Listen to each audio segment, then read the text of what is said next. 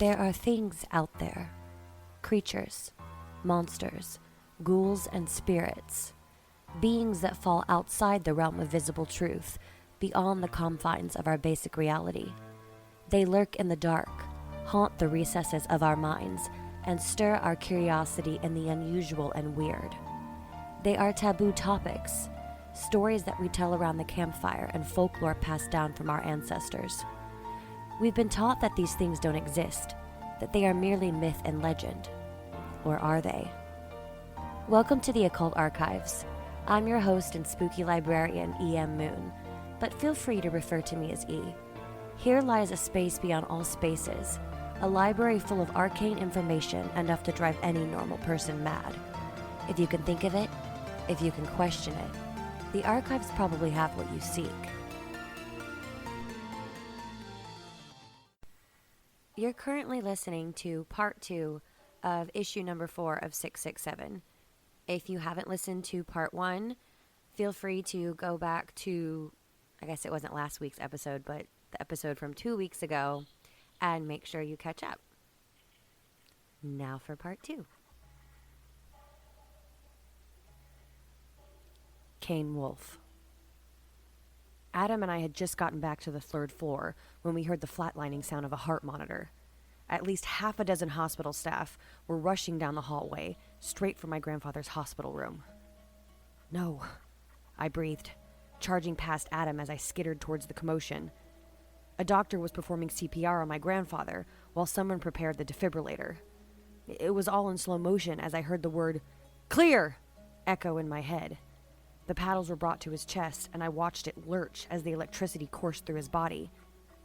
He seemed fine when I had left the room, as fine as he could be, but here he was, practically dying in front of me.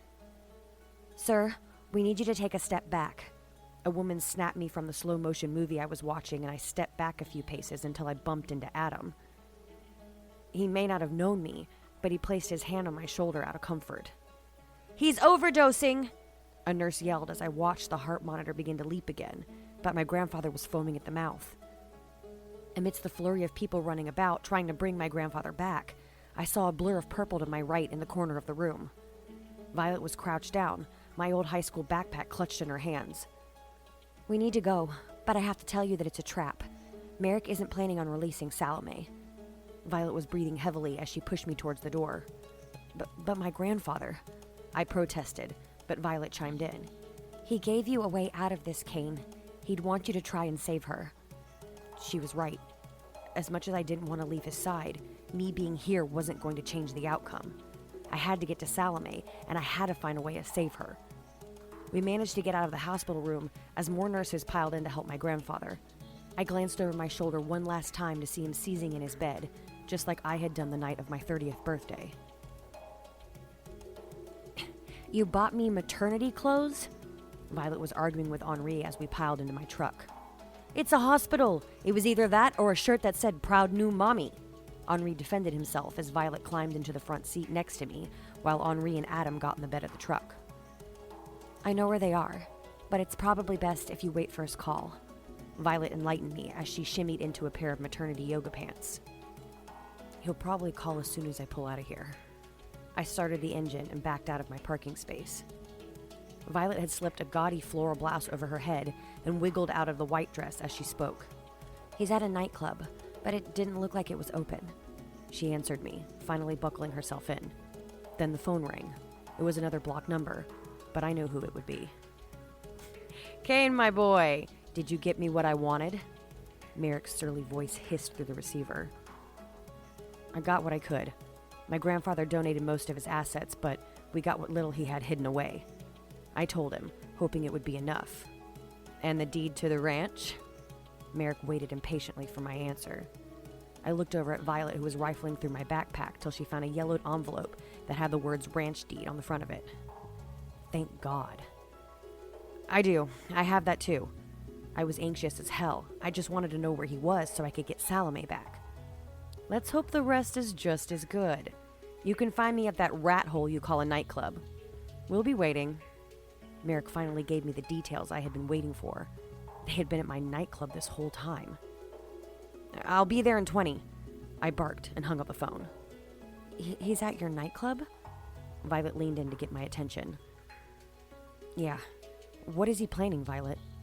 I wanted to know how she knew that he wasn't going to let me get out of this alive. I was there. At the nightclub. Don't ask how, but I overheard him talking to someone. He knows about us, what we are. He said that he'd been watching you for years. He made it sound like he was exchanging you and Salome for something, I don't know, payment most likely. Merrick thinks he's convinced Salome that you aren't coming for her. He's going to use you two against each other. Violet's words almost made me choke. We had already had that issue. Before Salome had even known that Merrick was a loan shark, amongst other things, she had shown an interest in him. He had sadly returned that interest, but I had convinced her to stay away from him. If he had her all doped up and starving, there was a possibility he could convince her of anything. We have to be prepared to fight.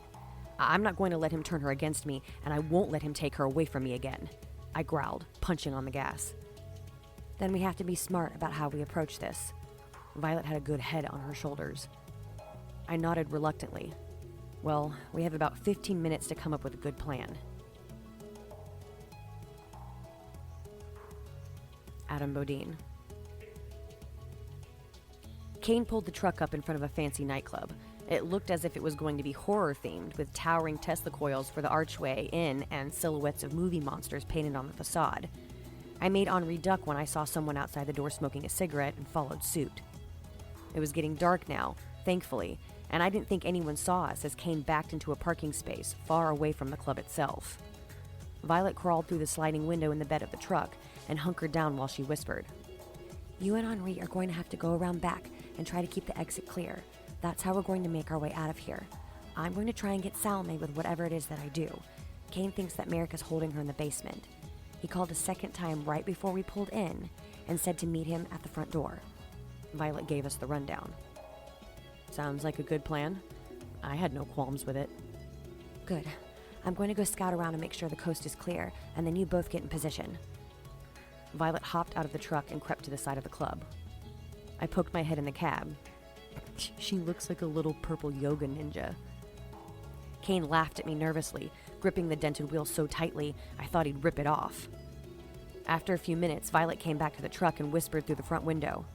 There was one bloke, but he went back inside. I'm going to try and get in through the basement while you two go around back. She disappeared from the window, and I watched her slink up to the front door and just walk right in. I cued Henri to hop out of the bed with me as Kane lumbered out of his seat and followed in Violet's footsteps. The back of the club was vacant, but we tried to find a fairly hidden spot to wait. There was a huge dumpster left out back, piled high with chunks of the old bar, busted chairs, and crumbling sheetrock.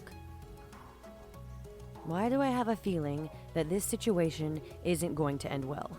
Henri slid down the side of the dumpster and prepared himself for a wait. I know. It worries me too.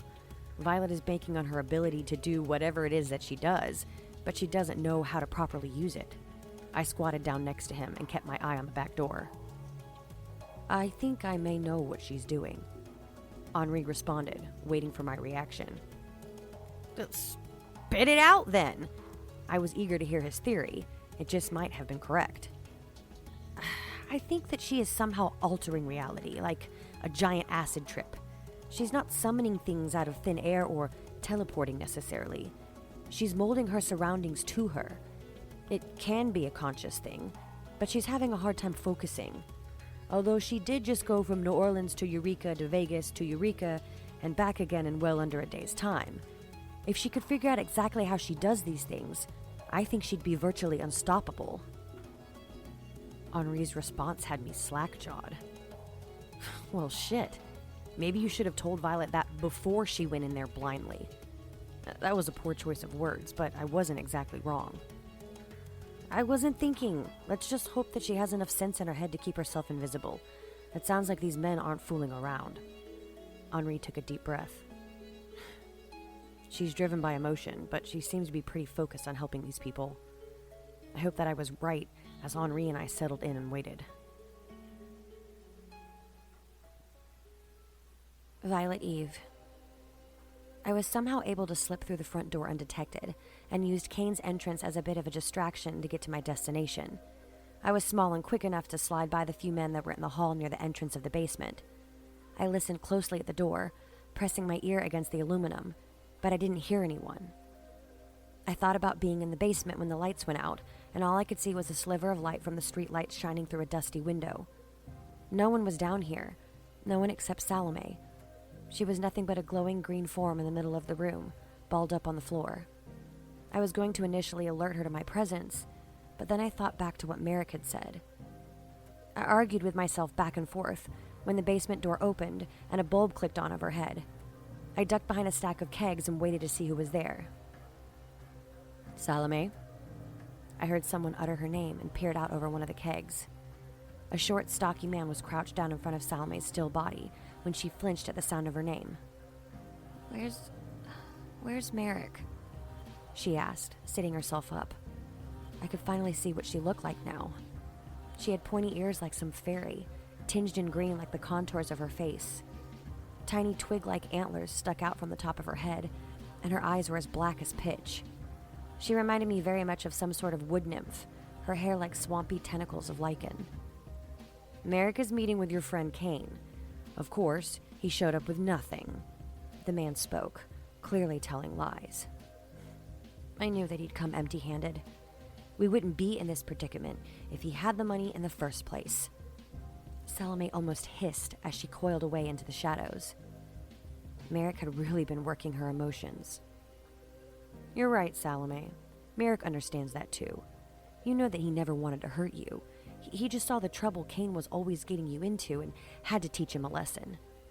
The man dropped a half-empty water bottle on the ground in front of her and headed back up the stairs, this time leaving the light on.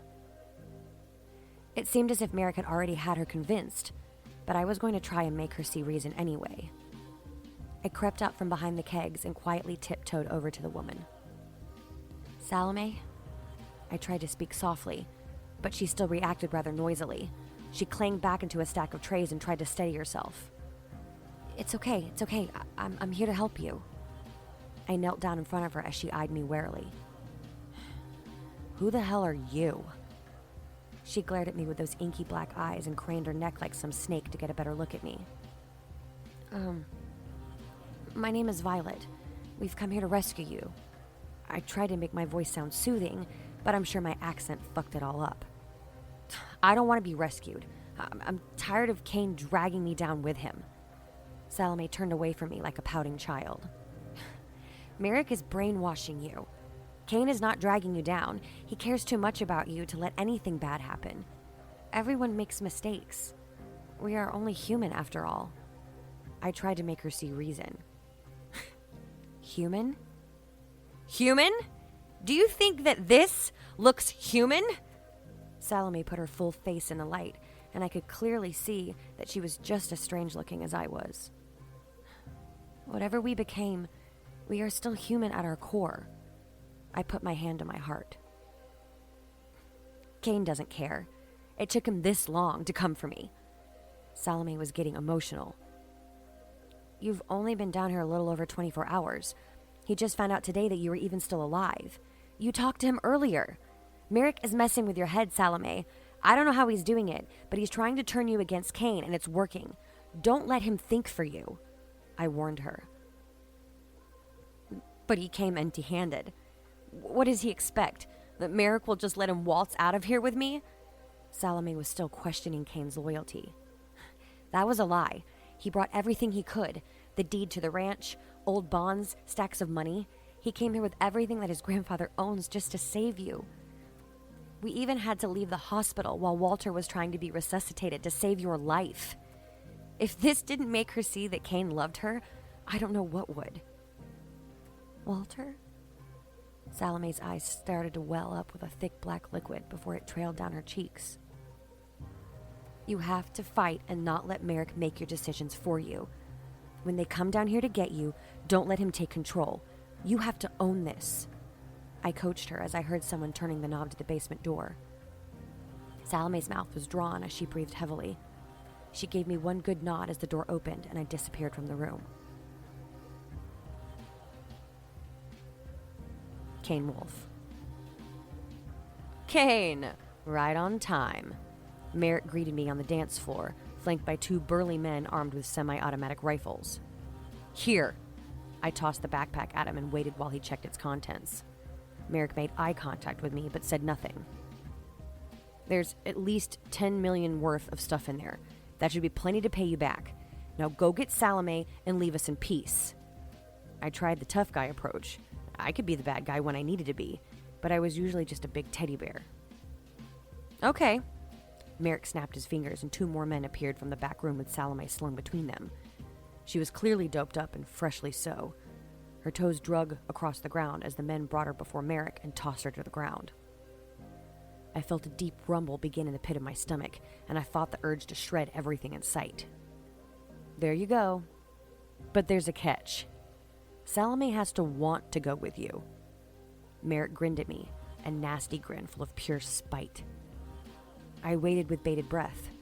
Had Violet got a chance to talk to her? Had she convinced her that Merrick was playing mind games? Salome weakly pulled herself up from the floor and stared up at me. Her normally copper-colored eyes were gone, only a void where their beautiful color had once been. She just stared at me, her brow furrowed as her eyes settled on mine. I wanted to tell her that I loved her, but I didn't know if it would make everything worse. "What's it gonna be, Salome? Do you want to go with Kane or stay with me? He's lied to you before and he'll just do it again. I've always been straight with you, never sugarcoated a thing. Tell him how angry you are." Merrick barked at her. "Just shut up!" I screamed, my chest heaving with every angered breath. I had had enough of his bullshit and was ready to put him down. I could feel the ground around us begin to shake as growls echoed from the corners of the room. Merrick scanned his surroundings with confusion, looking for the sound, but he couldn't see anything. "Oh, is the big bad wolf getting angry? Whoo! I'd like to see you try." Merrick winked at me. "Salome?" I ignored Merrick's manipulation tactics and focused on the woman I loved. "No matter what decision you make, just know that I never meant to hurt you. I did what I did because I wanted a better life for us. I needed to keep this club so that we could have something to fall back on. It was a stupid decision, yes, and I regret it so much. But everything I did it out of love." I poured my heart out to her as she knelt near my feet. Her inky black eyes were filled with oil-like tears as she focused her attention on me. She glanced at Merrick and then back to me again. I could see the wheels in her head were turning. "What are you trying to say, Kane?" She finally spoke to me, her eyes glistening with anticipation. I love you, Sal. I loved you from the very first day I met you, and I knew that I had to be with you forever, even if it meant just as friends. I was going to tell you how I felt when we got to the cabin, but I never got the My words were muffled by Salome's lips pressed against mine. She held me close and cried as she touched my face, her lips still on my mouth. This was the most emotional I had ever seen her. Maybe it was the drugs they had her on, or maybe it was her transformation. Or maybe she really loved me back. "I love you too, Kane," Salome whispered, pressing her face to mine. Merrick started clapping his hands, and it pulled us back to reality. "Well, this just puts a damper on my fun. I was hoping there would be an all-out war between you two and you'd just kill each other off, but that human side of you is really clingy, isn't it?" I swore I saw Merrick's face change as he spoke. "We made a deal, Merrick.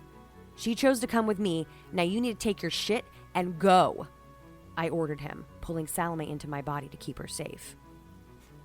"That isn't how it works, Kane. When you make a deal with a demon, you have to keep your end of the bargain, but I don't have to keep mine." I crossed my fingers anyway.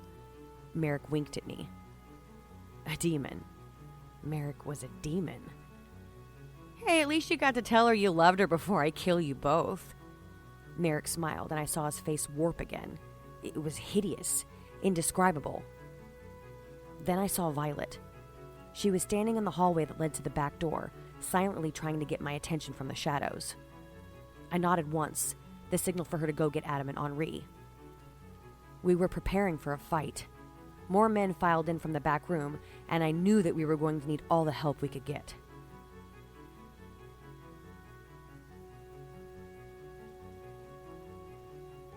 Adam Bodine. The back door flung open and Violet waved her hand for us to come inside. Kane's going to kill them. We need to get in there now. Violet shoved me by her and yanked Henri through the door before shutting it quietly. Listen to me carefully. I need you to come with me while Henri gets the truck and brings it around front. We're going to have to make a run for it. Violet grabbed my hand and pulled me close to her.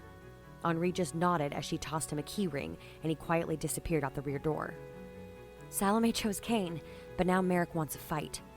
Violet led me past the basement door and down a hallway where I could hear Merrick droning on and on. We can do this one of two ways. You can both line up and we can take care of this quickly, execution style, or you can try and put up a fight, but that will only prolong the inevitable. I could see the back of Merrick's shaved head as he paced in front of Kane and Salome. At least a dozen men were surrounding them, and even more piling in from a door on the other side of the dance floor. Salome looked terrified as she clung to Kane, but he showed no fear. I won't let you reduce us to this, Merrick. I will fight you. Kane's sharp fangs were exposed as he snarled. I could hear the faint rumbling of what sounded like a bunch of wolves growling from behind the bar. Wait for it. I have an idea. Violet slunk away from me and pressed herself low to the ground. She stood straight up at the end of the hallway, and I watched as her form dissolved and appeared in front of Merrick. What the fuck was she doing? Clap! Violet startled the hell out of everyone around her, but the smacking of her hands together gave them no time to react. The ceiling caved in and buried Merrick and half a dozen others in heavy can lights and a cloud of sheetrock. The element of surprise caused all of Merrick's men to scramble, coughing as a dense cloud of plaster billowed into the air. I brushed by the commotion and snagged Violet by the waist, skidding to a stop in front of Kane and Salome. We need to go, I bellowed, trying to hurry them to the door, but a cracking sound rang out and stopped us all in our tracks. I felt Violet go limp in my grip as she collapsed on the floor beside me. Did you think it was going to be that easy? Merrick began to laugh, a deep echoing laugh that seemed to reverberate through the floor. Merrick had the face of a stork, but so briefly that when I blinked, he was back to normal. I dropped to my knees to scoop Violet up when I noticed that there was a gunshot wound in her chest. She was limp, as I pulled her close to me, picking her up off the ground. Dogs had begun to bark, in the room, as Merrick came forward to stop us. Hellhounds? Really? Merrick paused and turned to face the corner where the growls were echoing from. This creature, somewhere between an oversized wolf and a pit bull on steroids, bounded from the darkness and landed right on top of Merrick. It began tearing at his arm as he shook it, trying to fend the animal off. Get them outside! Kane barked at me, his eyes swirling with pure wrath. I went to lift Violet up when a few more of these hounds leapt from nowhere and began tearing men to pieces. Except Violet didn't need my help. There was no more wound in her chest, no sign of blood. She was completely unscathed. Merrick had shoved the hound off of him and was tearing his way towards Kane when the big man lashed out, clawing the flesh from the demon's face. Merrick howled as the chaos continued around us. Bullets were now flying, spittle and blood were splattering the walls, and screams rang out. It sounded like a pack of wolves had found their finest meal. One of the men came barreling for me, but I grabbed his face with my hand and heard the skin sizzle like bacon as he screamed. Violet was just flinging men left and right with her mind, as Kane and Merrick were now mid-battle. Salome was huddled up on the floor near the front door, trying to pull herself from the drug-induced fog that was clouding her brain. I heard Henri pull up the truck as two more men came at me, and I easily tossed them to the side. More men were now piling out of the back hallway as Violet choked someone out with a piece of rebar. Everyone was doing something different. None of us were really working together. Men would just keep pouring in, and eventually we would all be taken over. That's when I heard Merrick let out a hoarse wail, and the whole club began to shake violently. A monster now towered where Merrick had been, long and tall like a stork with razor-sharp teeth and 6 wings. It would have been comical had it not been so terrifying. I then watched as he swooped down on Kane. I didn't know if we were going to get out of this alive. Violet Eve. Merrick's screeching caused me to take my attention off of the man that was trying to beat my face in. I ducked as he soared over my head and turned to see this monstrous bird pecking at Kane, who held his arm up to shield his face. Chunks of meat were being torn from his flesh as the stork continued to peck, hoping to whittle Kane down to nothing. I wanted that bird to explode. I wanted feathers to fly and bits of beaky shrapnel to take out a few arseholes with it. But that didn't happen. The stork continued to hammer down on Kane as I saw him try to swipe at the bird's legs, but his arms weren't long enough. I turned to see if Adam was all right. He was now setting men ablaze with his molten hot touch. Salome was trying to stand by the door, but she still hadn't quite pulled herself together. The hounds of hell that had appeared out of nowhere were easily shredding and devouring any man that stood in their way, but I needed them to go and help Cain. I barreled through 2 men that were trying to defend themselves from the hounds and stood in front of one of the dogs, making sure it saw me with those glowing red eyes. "Listen to me. You need to go help Cain," I thought at the creature, hoping that it would hear me somehow. The hound threw his head back and began to howl, the rest of the canines yowling with him. In formation, they all spun around and immediately began to attack Merrick as he continued to squawk and peck at Cain. The hounds leapt up under the bird's back, feathers spraying all around as they gorged themselves on its rib meat. Merrick began to screech angrily as the hellhounds threatened to bring him to the ground. Cain was able to get his bearings and lunged out at the stork's beak, bear hugging it around the middle as he pulled the beast to the ground. Everything shook again. Men fell over, stray bullets flew about, and a hound even lost its balance and crushed a man that had been standing nearby. "Stand back." Adam was at my side, pulling me away from the flailing bird. But Merrick was staying down for the time being. He flopped around for a moment before tossing the hounds from his body. Merrick jerked his beak from Cain's grip and squalled into the air like some ancient dinosaur. He thrust out one of his wings and knocked Cain clear off his feet. It sounded like he had downed a tree as the wolfman came crashing into the hard dance floor. Merrick was just about to strike again when a green blur broke his blow. The bird was propelled back into the far wall, cracking the plaster from ceiling to floor. Salome was now standing in front of Cain, her eyes wide with frustration as she was finally fully coherent. "Fuck off, Merrick," she hollered, stomping her booted foot on the floor. Merrick had pulled himself out of the bird-shaped indentation that he had made in the wall and lumbered closer to Salome. "The name is Shax," an otherworldly voice bellowed from the bird's beak as it screamed in Salome's face. "Well, fuck off, Shax!" Salome lunged out and shoved the bird. It staggered a bit, but before it had a chance to attack, it began to molt. Black and white feathers began to fall from Merrick's body like the petals of a wilted flower. He stumbled a bit, choking, as the meat began to peel from the bone and the ridged texture of its tall legs sloughed off like dead skin. As the particles of its body touched the ground, it putrefied into a goopy green mess. Salome's touch had caused Shax to rot. The beak had fallen from his face as he quacked about. His brain must have been rotting just like the rest of him. Teeth felt like sharpened drops of rain as the bird reeled about, his mind slowly being eaten away by Salome's gift. Men stood by in horror as their leader fought to survive, but the damage had already been done. Salome had basically given him the kiss of death, and he was now suffering for it. Cain came to scoop her up as another riot broke out.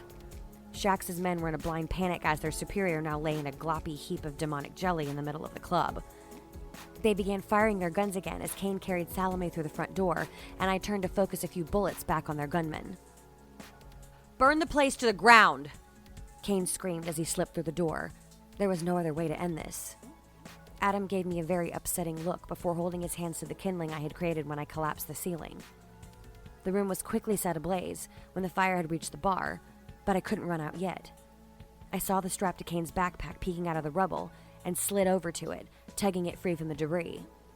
"Let's go!" Adam grabbed me by the back of the shirt as a chunk of the roof collapsed inward and landed with a splintering crash in the spot I had just been standing in. The two of us rushed out the door and hopped into the bed of the truck as Henri sped away from the fire that was now swallowing the nightclub whole. The fire department would be there soon, and we didn't need to be anywhere nearby. I spied Cain cuddled up with Salome in the front seat as Henri skidded out of the parking lot and towards the highway. We had actually made it out of this alive. Salome Vex. The few days prior were still a blur in my mind. What should have been us celebrating our 30th birthday together had turned into extortion, bloodshed, and kidnapping. I cuddled myself up as close to Cain as I could. I couldn't possibly get any closer to him than this. It felt right to finally be wrapped up in his arms. That woman, Violet, she was right. Cain did love me. I hated that I had let Merrick's manipulation tactics convince me otherwise. but Kane knew deep down that I would choose him over anybody. We pulled into the Sunrise Hospital after what seemed like only a few minutes of driving. I had almost forgotten that Walter's life had been in limbo when Kane had left to come find me. "Just park here." Kane pointed at an empty space and the man in the driver's seat pulled in. "Stay in the truck." Kane tried to slide around me, but I went to block him. "I need to see him too." I wasn't going to let him go in there alone. Kane looked at me for the longest time. I'm sure he was deliberating on whether or not to let me come with him. "If anyone asks, we were at a costume party." "A costume party." Kane leaned around the bed of the truck to make sure Violet and the other man, whose name I didn't know, had heard him clearly. "A monster bash, apparently," Violet mumbled. That elicited a smile from me. "Just try to be discreet. I don't know what we will find when we go back in there." I watched Kane wince as he reached for his left arm that he had used to shield himself from Merrick. Shax. Whatever. "That looks bad, Kane." I reached out to touch it, but he pulled his arm back. That's right. I had the touch of death. "I don't think her touch will have any effect on you," Violet pointed out to Kane as the other man jumped out of the bed of the truck and offered his hand to her. Kane's eyes sheepishly darted to me before he spoke. "What makes you say that?" "This." Violet reached out to take the other man's hand, a hand that I had seen set a whole nightclub on fire. Surely Violet would burn when his hand met hers. But there was no scorching, no burning or screaming in pain on Violet's part, just a gentleman helping a friend get out of the truck. "Adam's fire doesn't affect me." Violet walked up to Kane to look at the gouges on his arm. "So does that mean that we are immune to one another's abilities?" Kane wasn't 100% convinced. "No, I think it's because he doesn't want it to hurt me." Violet cast Adam a knowing look. Based on his expression, she must have been right. "And I would never intentionally hurt you," I added for reassurance as I held my hand out to Kane. Kane exhaled and held his arm out to me so I could take a look at it. I didn't touch, merely observed, because I didn't want to give him a panic attack before he went in to check on his grandfather. "We can just find some bandages when we get in the hospital. I'm sure there's no shortage." Kane wrangled everyone up and led us towards the front entrance. Excuse me, can you tell me where the patient in room 324 is?" Kane was pushed up against the nurse's desk in triage, waiting to find out what had happened to Walter. "They've taken him down to the ICU. He's stable, but somehow overdosed on his intravenous pain medication." The nurse looked almost scared as she relayed the information. We were at a costume party." Adam threw the nurse a closed-lipped smile. "How was he able to overdose like that?" Kane was shaking as he now gripped the corners of the desk. "We're not sure, but we're looking into it. It may have just been an accident," she replied nervously.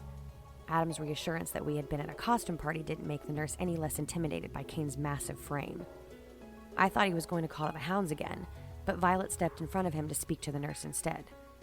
"Can you just give us that room number, please? It's his grandfather." Violet's voice came out velvety smooth, which seemed to have calmed down the increasingly terrified nurse. The woman scribbled something down on a sticky note, and Violet thanked her before beckoning for us to follow her down to the ICU.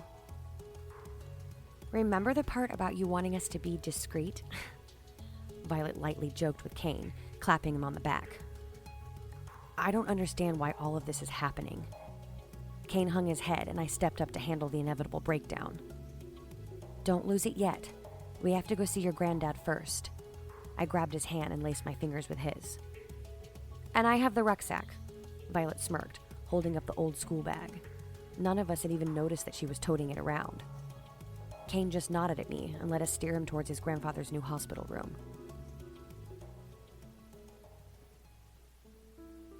Kane Wolfe.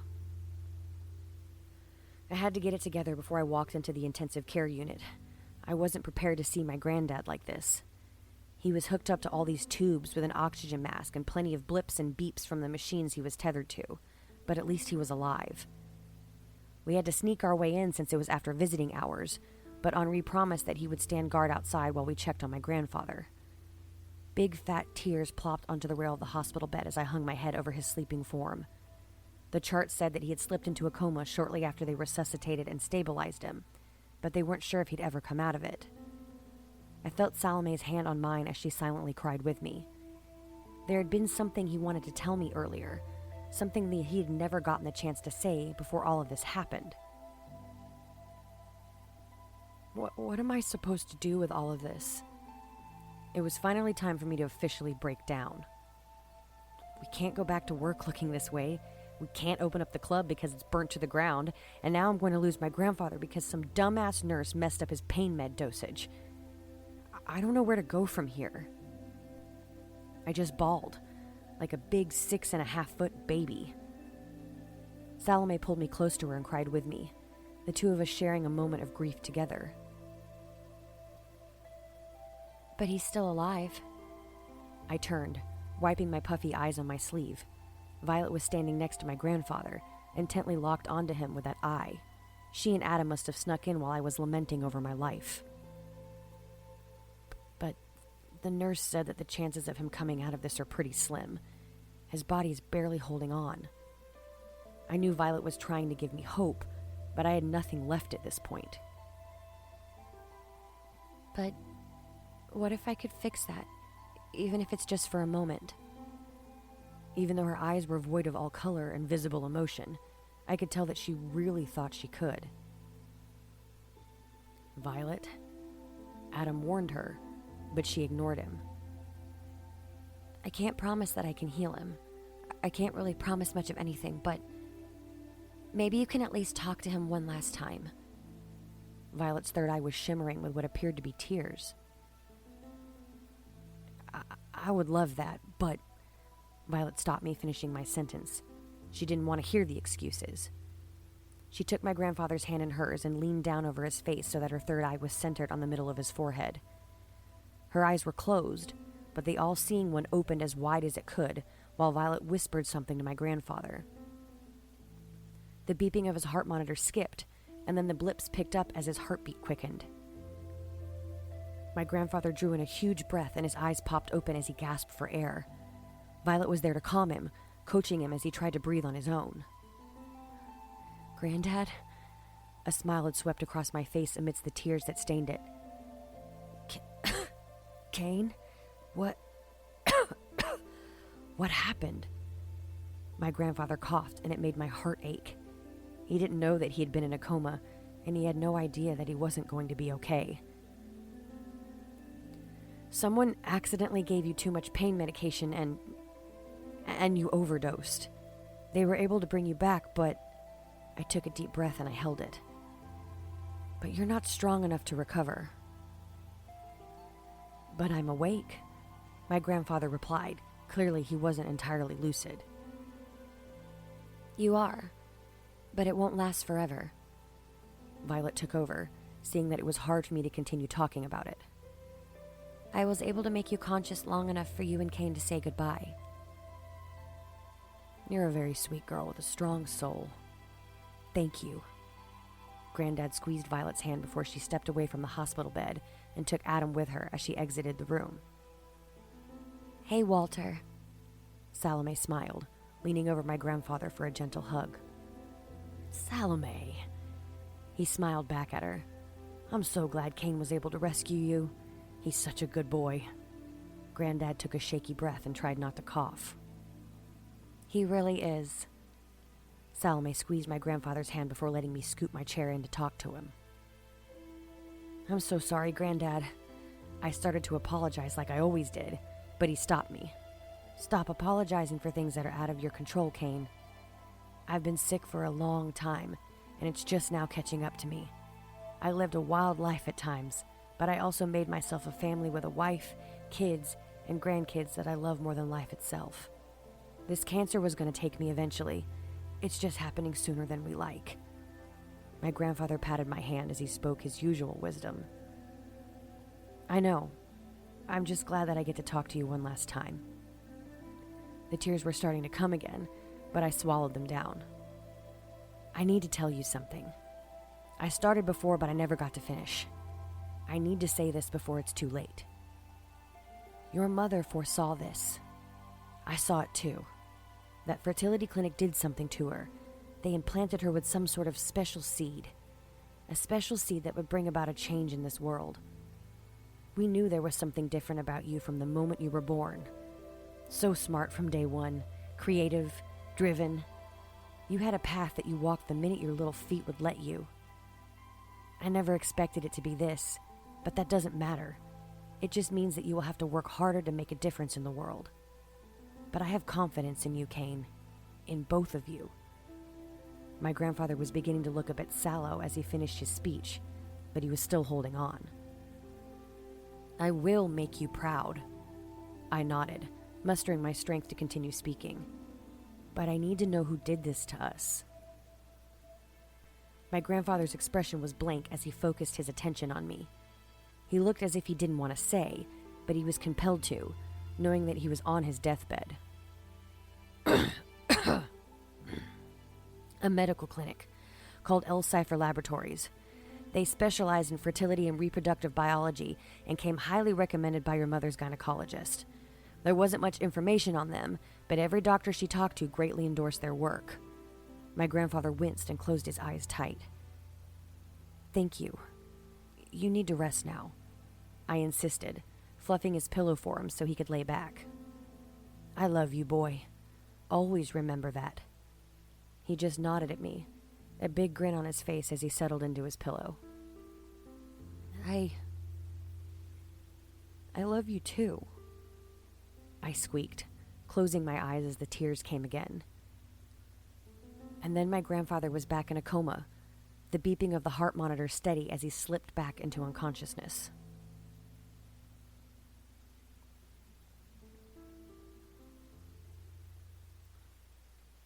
Adam Bodine. I can't believe you did that. I was walking side by side with Henri and Violet as we paced up and down the halls of the ICU. There were surprisingly not a lot of medical staff around, and we felt that it was safe to be out in the open. Neither can I, but it happened, Violet responded, shoving her hands deep into the pockets of a worn flannel jacket. But you didn't heal him. It was half a question and more of me needing clarity on what she did. I can't do that, I don't think. I mean, I sort of healed myself from that gunshot wound, but I'm beginning to think that maybe we can't die. At least not that easily. Violet had really been thinking about things since she had taken her vacation to Las Vegas. Maybe not without holy water and a cross, I joked, but I wasn't sure if it was even that funny. I just wish I knew what it was that I'm doing. Am I just super psychic or something? Telekinetic? It was clearly driving Violet nuts that she couldn't pin down her abilities. Kane summons hellhounds like some giant wolf overlord. Salome literally makes things rot from the inside out, and you're a bloody dragon. Violet got a little excited as she talked about everyone's new talents. I think I know what your power is, Henri chimed in, sipping from a styrofoam coffee cup. You do? Violet cocked her head to the side. I think that if I can put a name to what it is that I'm doing, I can control it better. Violet was more than eager to discover what it was that she had been doing since we hit the big 3-0. You're doing a rather fine job of that already. I think that you're altering reality. Henri worded it to her the same way he had with me.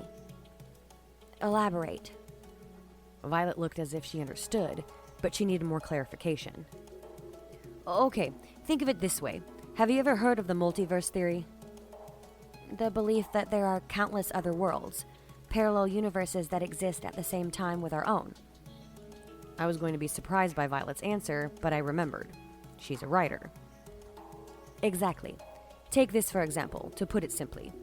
Imagine that in this world, the present now, you were asleep in your bed all the way in New Orleans, but in a parallel world, you were out in a field in Nevada. There are multiple paths one could walk down in life to get them somewhere, multiple options that you could take in any reality to be where you are, or where you are not. I think that you can consciously choose what world you need at that point, what instance in time and space that would benefit you. You make the atoms around you move in such a way that you can make anything that you want happen. Henri's elaborated response completely blew my mind. Violet could essentially control everything in the known universe and then some if she really wanted to. Well, that's quite the responsibility, but I could literally make my books come to life. Violet was awestruck. What a responsibility this actually was. You could, but we have bigger fish to fry. Henri lightly berated her. Yeah, of course. Violet was tight-lipped as we continued to walk. Not that I wouldn't do the same, but why were you so stuck on staying here and helping these people? It was a question I had been meaning to ask her all day. Because they're like us. They deserve the right to exist just as much as we do. I couldn't stand seeing them lose their lives, even more clueless than we are about what happened to them. I saw the opportunity to help, and I did. Violet's explanation was succinct. But you did more than that. You went out of your way to test a power you can't quite control yet, to make sure that a man you don't know got to talk to his grandfather one last time. That's a big step out for someone you'd never even met before today. My statement was slightly convoluted, but I think she got it. Because I know what it's like to not be able to say goodbye. Violet was blunt again. I wanted to ask her to go on, to tell me who she never got to tell goodbye, but I already knew she was talking about her mother. You're a good person, Violet. You know that? I slung my arm around her shoulders, and surprisingly, she let me. That means a lot. Thank you. I could hear the emotion in her voice as she walked just a little bit closer to me. I wonder if Kane got to ask his grandfather about what he wanted to say earlier. Before all the chaos, he told Kane that he needed to tell him something. I thought back to the hospital room earlier, before we had even gone to rescue Salome. He should have enough time to tell him. What happened exactly while I was gone at the farmhouse? Violet hadn't been filled in on that little part of our adventure. We talked with his grandfather a bit when the nurse came in to administer his medication and take his vitals. Kane and I went out for a smoke, and when we came back, his grandfather was flatlining. Kane and I were just as much in the dark as everyone else. Where was the nurse? The one that came to take his vitals? I could tell that the wheels in Violet's head were turning. I don't think I saw her in the room when we got back. I hadn't, at least not to my recollection. Did you get a name at least? I could see that Violet was hoping for something to go off of. Heaven. Her name was Heaven. That much I could remember. Violet began to speed up down the hall. Then let's see if we can go find Heaven.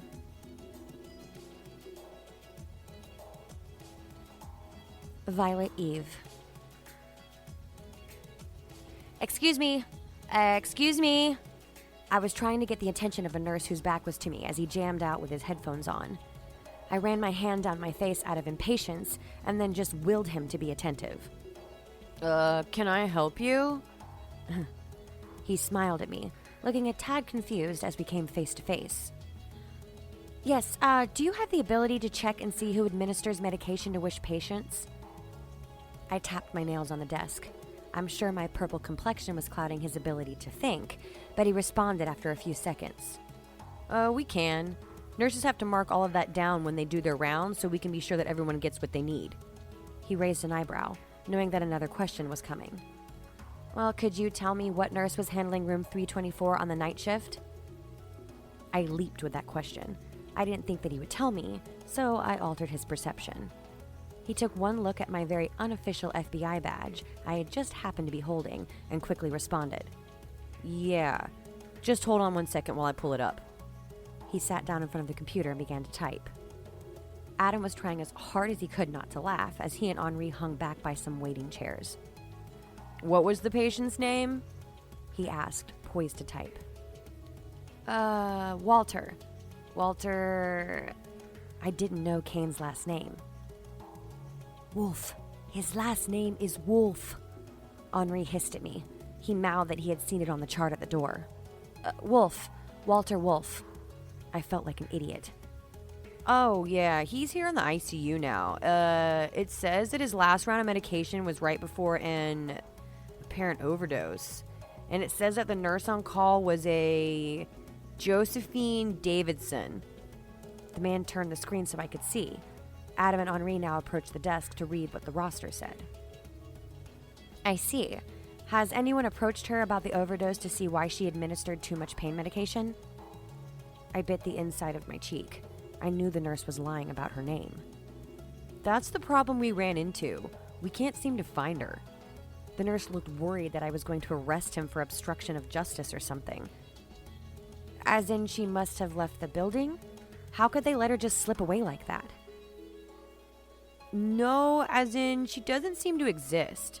There's no record of her being hired on here or anywhere that the police could find. I don't know how anyone ever let her take a shift. The nurse puckered his lips in worry. Thank you very much for your help. I nodded at him and led Adam and Henri back down the hallway towards Walter's hospital room. Josephine Davidson. Why would she give Walter a fake name like Heaven? Adam was trying to unravel the mystery, but I had already done that. Because neither of those are her actual name. I marched down the hall, quickly approaching the hospital room. Josephine Davidson?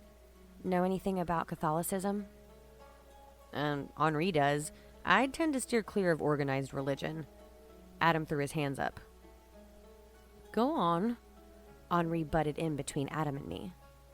Saint Joseph, the foster father of Jesus, the son of David, the patron saint of the dying. I broke it down simply for all parties. Holy fuck. Henri stopped in the middle of the hallway, and Adam almost collided with him. I think she was another angel of death. I dropped a big bomb on the company around me, and it did indeed blow their minds. Why, though? Why are these angels coming after us? Adam was starting to look a little unsettled with my mystery solving. A better question is, why she tried to kill Cain's grandfather, but didn't attack Cain or you. I suggested that if one had come to kill us before, you'd think they'd try again, given the right opportunity. I don't know. I have no earthly idea. All I know is that this is really starting to get bizarre. I guess if we are demon babies or whatever, it makes sense that an angel would want to kill us, but not Walter. Adam was just as wary about it as I was. We had just gotten to the room when the door opened and Cain walked out with Salome by his side. His eyes were puffy as he let her direct him out into the hall. Cain?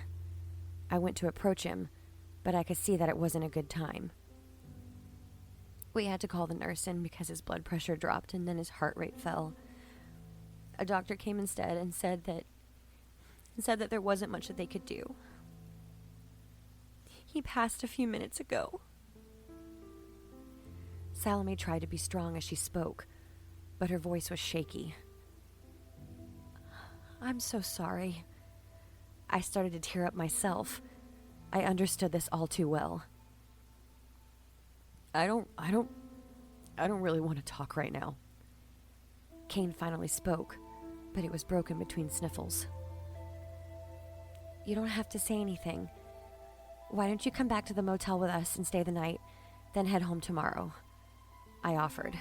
Clearly neither one of them were in the right mindset to drive. Thank you. Salome accepted for the both of them, and we gathered ourselves to head away from all the death we had encountered since arriving in Las Vegas. June 8th, 2016. Cain Wolf. I was more than grateful that Violet had found us. It may not have been the best of situations for any of them to come into, but we needed someone, and they were there. Our goodbyes before going our separate ways the next morning were sort of bittersweet. Even though Salome and Violet had only spoken a few brief times since they met, they seemed to have really bonded. I felt that I had found a friend in both Adam and Henri. It was nice to have others who understood what we were going through. We exchanged numbers and addresses so we could keep in contact, and Violet even managed to remember Salome's stuffed cat that she had rescued from the wreckage. Their group took off towards the airport while Salome and I headed back to the ranch. We had all the hidden assets my grandfather had given to me and a new lease on life. As grief-stricken as I was, my grandfather's love had made it just a little bit easier to cope. He didn't hold back when he told me what he knew about my conception, about El Cipher Labs. And then there was the rogue nurse that Violet clarified to be some sort of angel of death, which I guess made us demons. I still didn't really know anything. But I hadn't disclosed to Violet and the others about what my grandfather had told me. I wanted to handle that on my own. I was going to track down this lab by myself, if it still existed, and find out what I could so that we were one step ahead of whoever engineered us. And they'd never see me coming. This DNA that we all shared, the DNA of a race that the masses feared and the few didn't believe in, was demonic in origin. At least that's what it looked like to me. There was more that the four of us didn't get to discuss, but I figured I would leave that for a later time. This wouldn't be the last time we would see them. That's all for tonight's episode of Stories from the Archives. I'm so glad that a lot of you guys are enjoying me doing this. I hope I'm close enough to my microphone. Sorry. This is all unscripted right now because I didn't want to type anything out, and I'm lazy. And that's me smacking my chair like I do because I forget that this mic picks up everything. But I have not looked at my Buy Me a Coffee in a while, and I have some new supporters that I want to give shout-outs to. Mary Bostick, who is one of my very close friends, and I just love her. Natasha, and I think we have a new member, too. I'm literally looking at this on my phone as I'm talking to you guys. Bo S. Salzman, Ame, Mary, and Brittany, which I think I thanked you guys before. I am so sorry that I did not give proper shout-outs to you guys because my brain is just a fried piece of bacon at this point. But I'm just so happy that you guys are enjoying the content that I'm putting out. And I just want to give big fucking thank yous to everyone that continues to support me and shares the podcast and all of that. It literally means the world to me. But, like I said, that's all for tonight's episode. So, as usual, lock your doors, salt your windows, and remember, it's okay to sleep with the lights on. Night, guys.